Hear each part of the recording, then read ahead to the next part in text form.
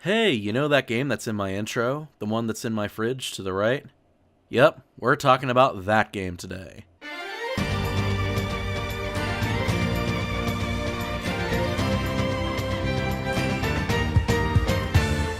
See, in 3 days, Xenoblade Chronicles will come out on the new Nintendo 3DS, and only for the new Nintendo 3DS. And as I said in my new Nintendo 3DS video, that's kinda lame. But it's the first print that the game's seen in a long time, and the game is good enough and rare enough to make any new print worth talking about. So, here we are. Obviously, the 3DS version won't look quite like this. I'm running this in 1080p on my PC using Dolphin, but before you go complaining about piracy, you know I have the disc, and you know I have a machine to play it on because I reviewed Smash Bros. On Wii U earlier. This just looks nicer, and it's being played with a really nice controller. And besides, the game just deserves it. I mean, holy crap, no Wii game or 3DS game should ever look this good. Sorry, getting ahead of myself. I should probably talk about the game itself and not my own technical bragging rights. The world of Xenoblade is a vast ocean with two giants, the Bionis and the Mechonis. The two have battled for eons until they presumably kill each other. They've been dead for so long that life has begun to spread on their bodies. Naturally, the organisms of the two giants haven't exactly taken kindly to each other, and they too are in an almost perpetual war. Shulk, of Colony 9, whom you may recognize better as that one guy with the lightsaber from Smash Bros., lives a peaceful life, although he dreams of exploring the world beyond. The call to adventure arises in the form of a Mechon attack, and Shulk must take up a legendary weapon called the Monado, a giant lightsaber that's super effective against Mechon and lets him see the future. I'm not going to go too much further because that's where the big spoilers start. At first glance, Xenoblade is a typical hero's journey kind of story, but it subverts a lot of those typical tropes, and it subverts them hard. There are a lot of twists and turns, and a lot of the characters are definitely not what they seem. It's a gripping narrative that'll keep you intrigued until the very end. And that's a good thing because Xenoblade is a really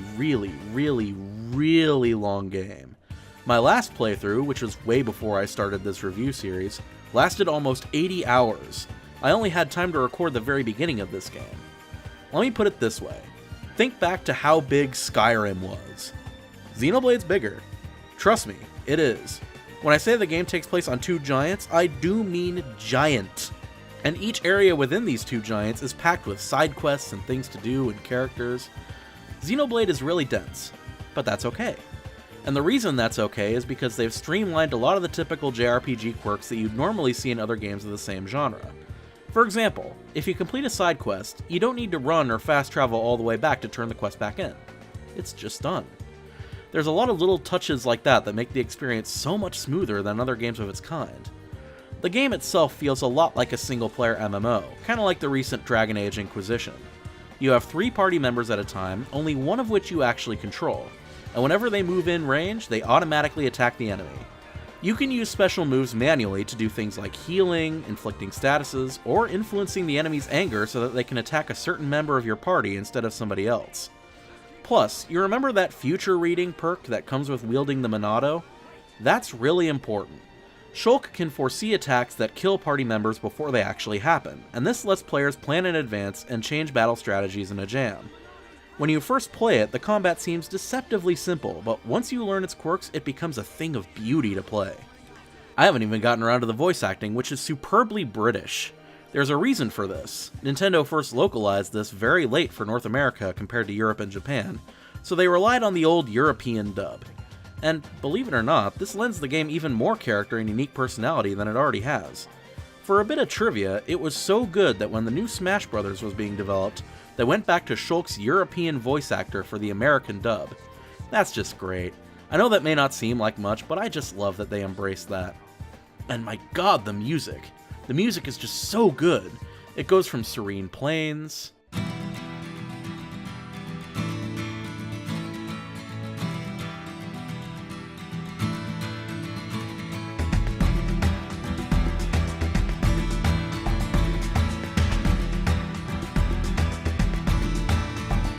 to sweeping orchestration,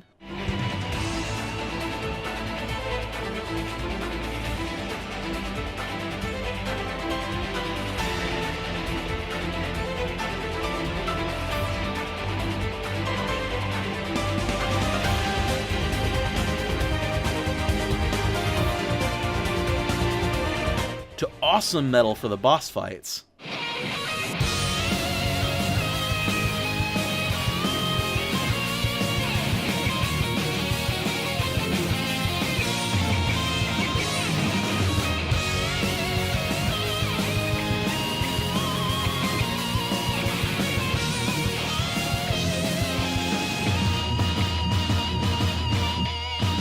To atmospheric electronica a la Fear Factory from Donkey Kong Country.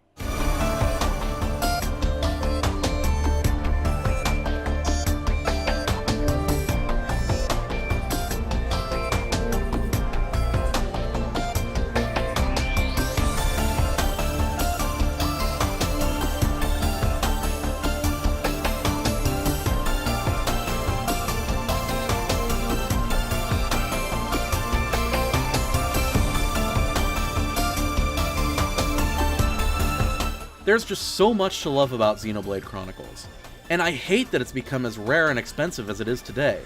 But if you have a new Nintendo 3DS and you've never played Xenoblade, it's time to correct that mistake. While other modern JRPGs like Bravely Default and Pure Solar make me feel all warm and fuzzy nostalgic for the past, Xenoblade is the only one that genuinely makes me look forward to the future.